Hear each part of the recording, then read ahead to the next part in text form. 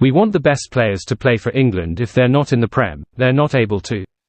England rugby appear to be on the brink of entering a new era with hybrid contracts, and with that comes a lot of uncertainty, but Owen Farrell believes the players should focus on what goes on the pitch.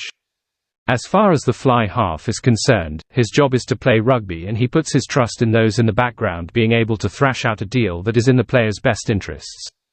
While the 112-cap England international concedes that the players have an idea of what they want, the players are not the ones who are working out the details of these potential new deals.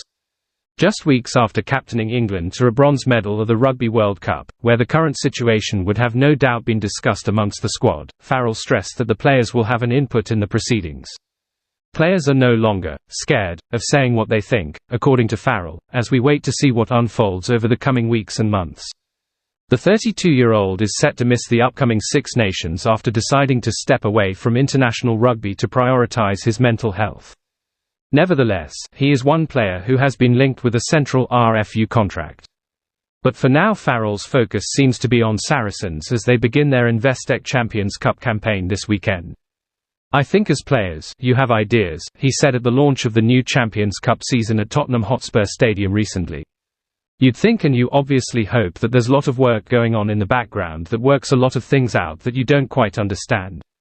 I think, as a player, we come back and we get straight back into playing.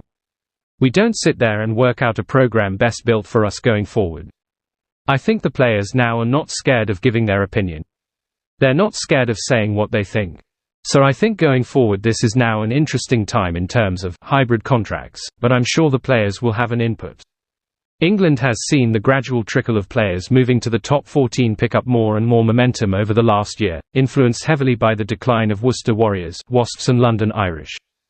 While Racing 92's Henry Arundel is still eligible to play for England due to special circumstances, after London Irish went bust last season, other players in the league such as Stade Francais Joe Marchant, Toulon's David Ribbons and Toulouse's Jack Willis, after he signed a new deal at Toulouse, are not.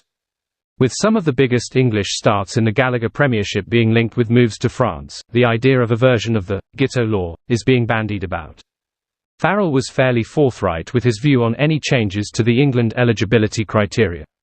He said, "We want the best players to play for England, and if they're not in the Prem at the moment they're not able to play for England. That's as simple an answer as can be."